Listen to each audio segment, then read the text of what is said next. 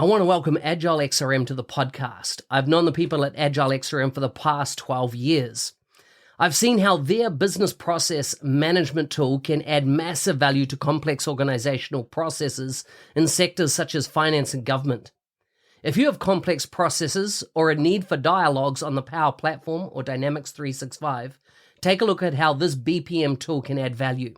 You can find them at agilexrm.com or check out the show notes for more details.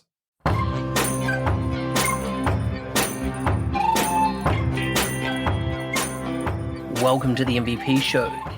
My intention is that you listen to the stories of these MVP guests and are inspired to become an MVP and bring value to the world through your skills. If you have not checked it out already, I do a YouTube series called How to Become an MVP. The link is in the show notes. With that, let's get on with the show. Today's guest is from the United Kingdom. He works at Curve Digital as a Microsoft Dynamics 365 and Power Platform Solution Architect. He was first awarded as MVP in 2023. He's a event co-coordinator of the Scottish Power Platform User Group. He also is a Power Platform community superstar. You can find links to his bio and social media in the show notes for this episode. Welcome to the show, Stuart. Hi, thanks for having me, Mark. Good to be here. Good to have you on. Good to have you on the show. Whereabouts in the UK are you based? So I am in Fife in Scotland, about 25 miles north of Edinburgh. Nice. And tell us a bit about food, family, and fun. What do you do when you're not doing the tech side of your life? So I have a 6-year-old son, and I got married last year. So most of the time when I'm not working, I'm chasing a 6-year-old about or exploring various parts of Scotland. We recently went to the Isle of Arran on the west coast. I've also been up to the Isle of Skye on the north coast and various bits of Perthshire and all sorts of countryside in Scotland as well. In terms of food, I like to eat them. Whether it's pizza, Italian, Indian, Nepalese, anything at all, really. I just like to eat them. And are you a whiskey man? I am indeed, yeah. My favourite at the moment is the Isle of Arran. There's various other ones I quite like. So I quite like Talisker and of course Macallan 30 as well, but it's a little bit too expensive for drinking regularly. Yeah. I've been to Islay, and the number of distilleries on that island, just amazing. It's mind-blowing, isn't it? That ferry trip over is amazing as well, isn't it? We've been over as well. Yeah, it takes I did the while. ferry. That's how we went. Yeah. Our friends at CalMac or Caledonian McBrain, as they're known, have a really tough job at the moment with the ferry, but they do such a good job getting people over to these beautiful parts of the world. So, amazing! It's otherworldly, definitely. Tell me about your journey into tech. Like, what were those kind of career highlights, pivot points for you, where there was Dynamics, all of a sudden came onto your radar? Tell me, what are those kind of key inflection points in your career that brings you to today? As well, a lot of people that I've met throughout the community, I fell into Dynamics by accident. So I was working in a contact centre in a fraud team back in 2015, and we realised that Excel was not the tool for us. And back then, in those days, you would build a SQL database running Microsoft Access over the top of it, that kind of thing. And a new job came up on the job board working with a nice little system called Microsoft CRM4. This was 2015. By then, that was significantly out of date and really needed an overhaul. So we trundled along for a little while, on-prem patches at 2 o'clock in the morning, barely slept for the best part of 4 years, and then along came a nice little opportunity to upgrade to Dynamics 365 Sales and Field Service, and that's where my career in Dynamics really began. It went from doing patches and fixing bugs to keep a system running to really revolutionising what we could do, exploring things like resource schedule optimization, integrating with the existing SAP system, all sorts of really interesting stuff as opposed to just keeping the lights on. And as that project started coming to an end, my friend and colleague David Bradley sat down with me and had a chat around what was next. He was a contractor, his contract was coming to an end. I was a full-time member of staff, but when the system was built, we just didn't know what we were going to do next. And he'd suggested exploring contracting.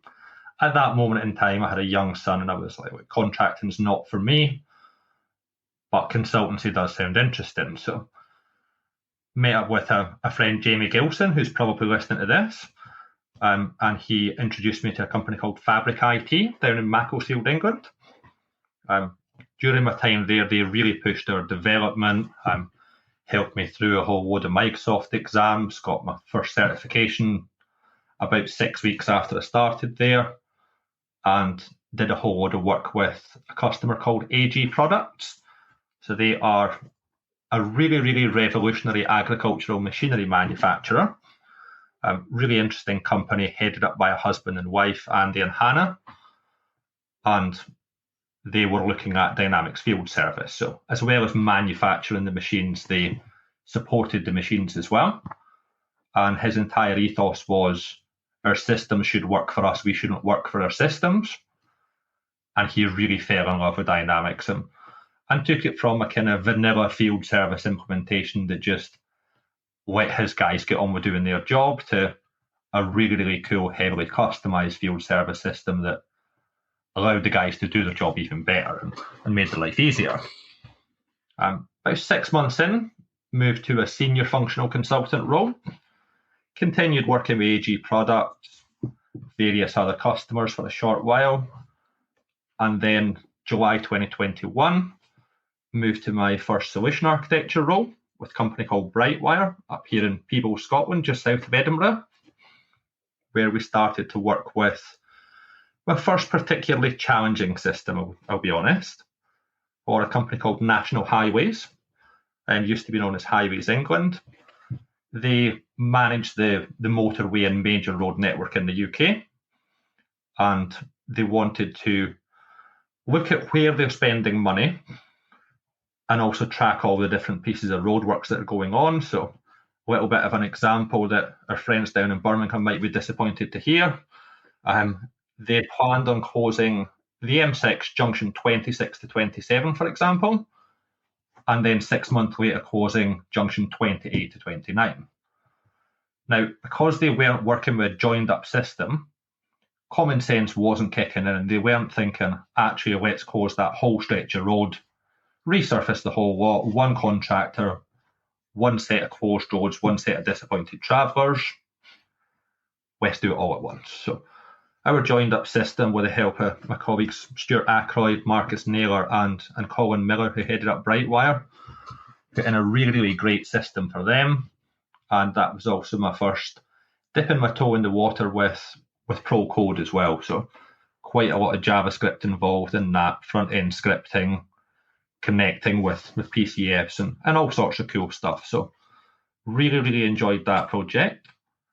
And most recently, in September last year, I moved over to Curve Digital, where I work with some community legends like Paddy Byrne from Scotland up my way, Cheryl Netley, who a lot of people know, and of course Will Dorrington, who needs no introduction.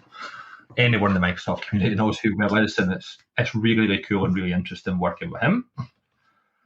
And my favourite part of the job at the moment is working on the UK driving theory test. So something that pretty much everyone who's ever got behind the wheel of a car has been involved in. It's been a big honour to have been involved in that project and to now speak to people who are booking theory tests using a system that was built on Dataverse and they have no idea.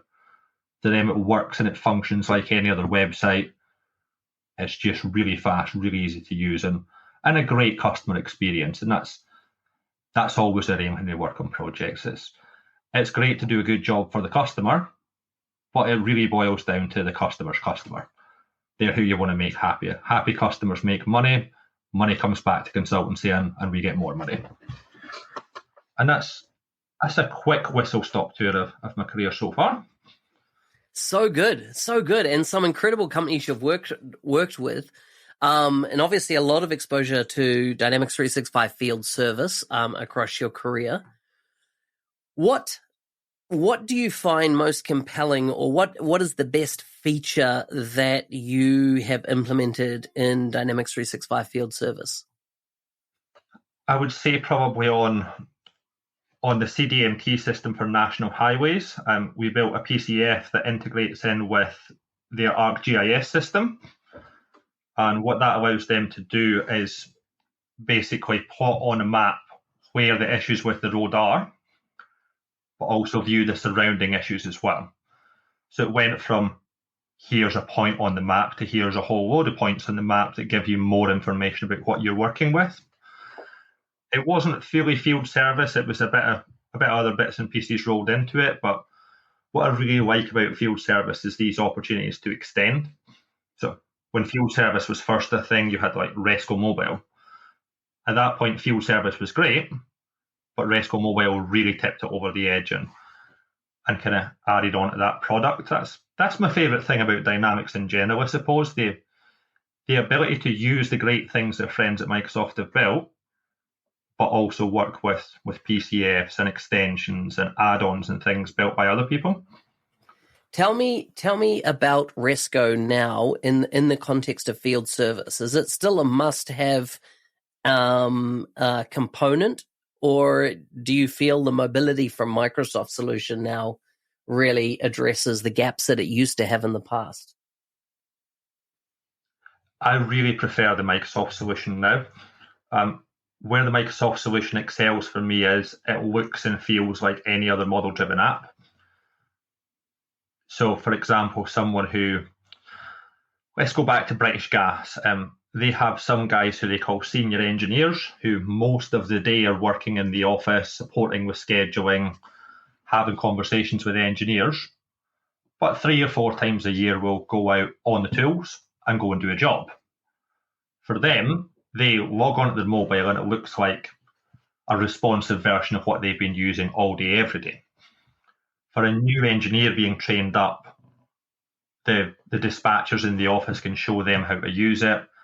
And most importantly for me, if you have problems with your laptop, for example, you could by all rights log on using your mobile and just work in the same way.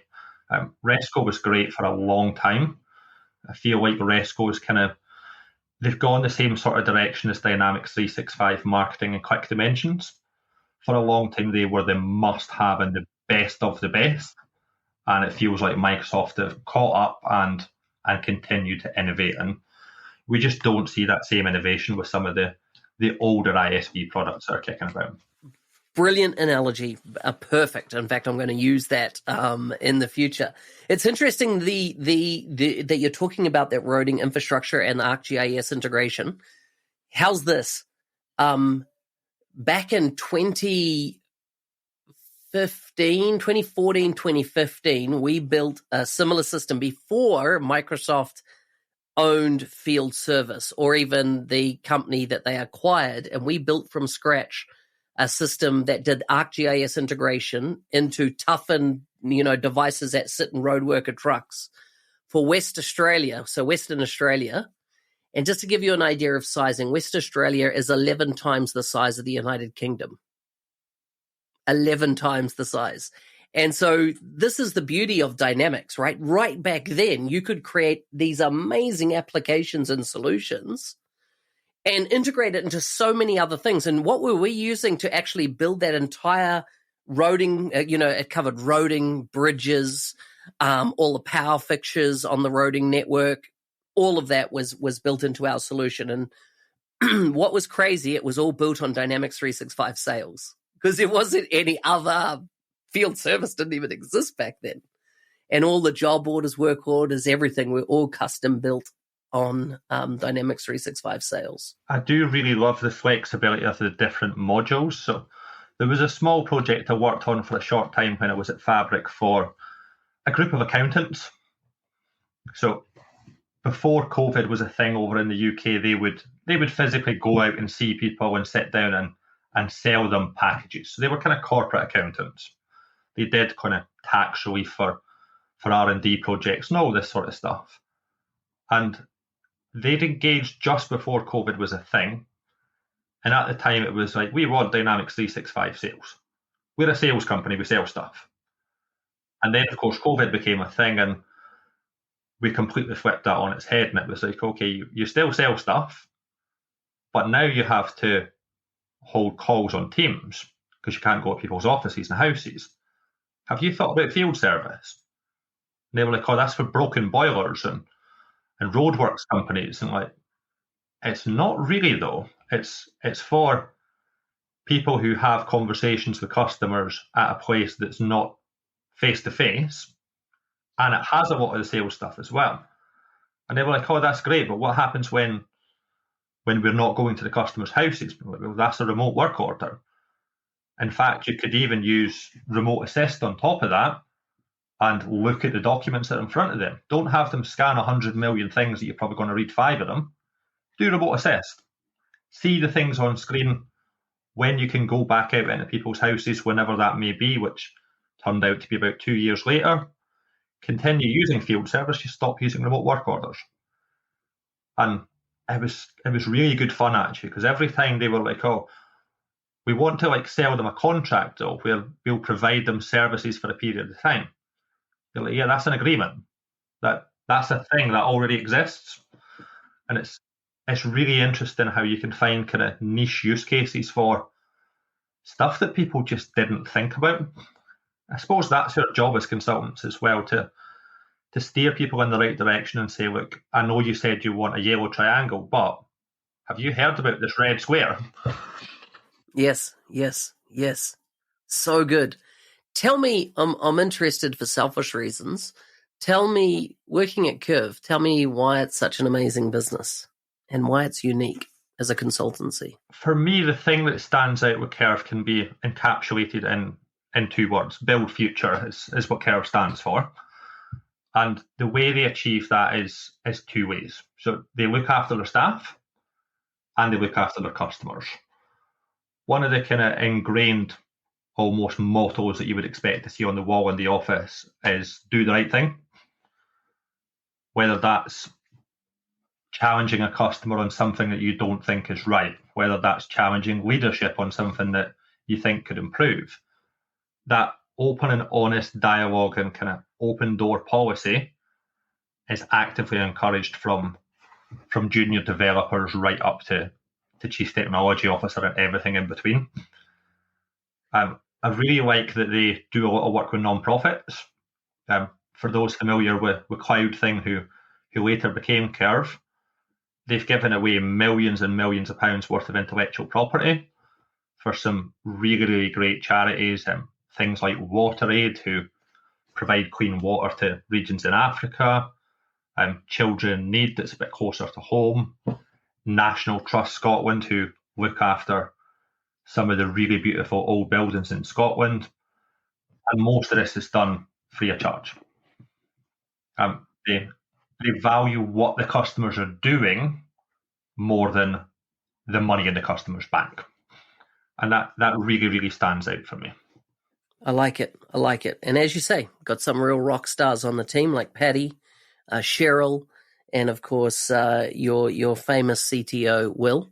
I've actually been messaging him this morning, which is of course your evening, but my morning. So yeah, really great team of folks, obviously, that you're getting to rub shoulders with and work from and learn off each other. Yeah, it's a fantastic team. We've also recently had AJ Zafar joined us as a contractor, and there's a whole load of kind of up and coming.